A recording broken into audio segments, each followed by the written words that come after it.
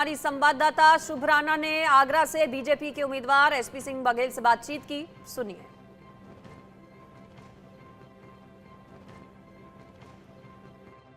हमारे साथ बातचीत करने के लिए मौजूद हैं बघेल साहब। आप वोट डालकर आए, क्या अपील करना चाहेंगे? मैं लोगों से ये अपील करना चाहूँगा कि जब मोदी जी को प्यार करते हैं, सरकार को अच्छा मानते हैं, तो इस सरकार की पुनरावृत्ति के लिए मतदान केंद्र पर जाएं। अपने सपनों की सरकार, अपने मन की सरकार, अपनी पसंद की सरकार चुनना है तो घर बैठ के नहीं चुनी जाती है। भारतीय जनता पार्टी का कितना वोट है ये हमें पता है, क्योंकि हमारे पास उनके सक्रिय सदस्य और सदस्यों की संख्या पता है।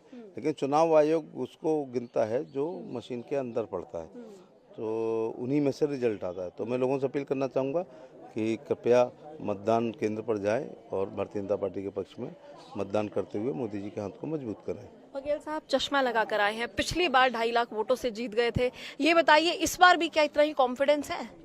थोड़ा ज़्यादा इसलिए हो गया है कि गणित आपने भी पढ़ा होगा, हालांकि मेरा खराब है, मैथमेटिक्स में बायो का स्टूडेंट हूँ।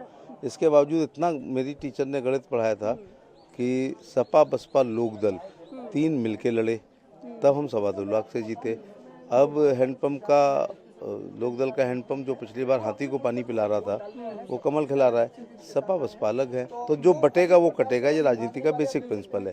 तो इसलिए 4 पार करेगी। लेकिन आपके प्रधानमंत्री कह रहे हैं 400 पार हो जाएगा, तो वहीं दूसरी पार्टी कह रही है कि नहीं हो पाएगा।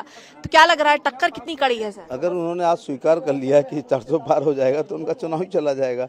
और आप सबको पता है कि आगरा में कोई टक्कर नहीं है। आप सबको पता है कि आगरा में सपा और बसपा के प्रत्याशियों का रैंडम लाल बत्ती पर खड़ी हुई गाड़ियों से केवल नाम पूछ लो। तो पहले जब हमारा काम होता था फिर उससे नाम होता था तो दिल्ली तक खबर जाती थी, तो टिकट पाते थे, फिर जनता वोट डालती थी।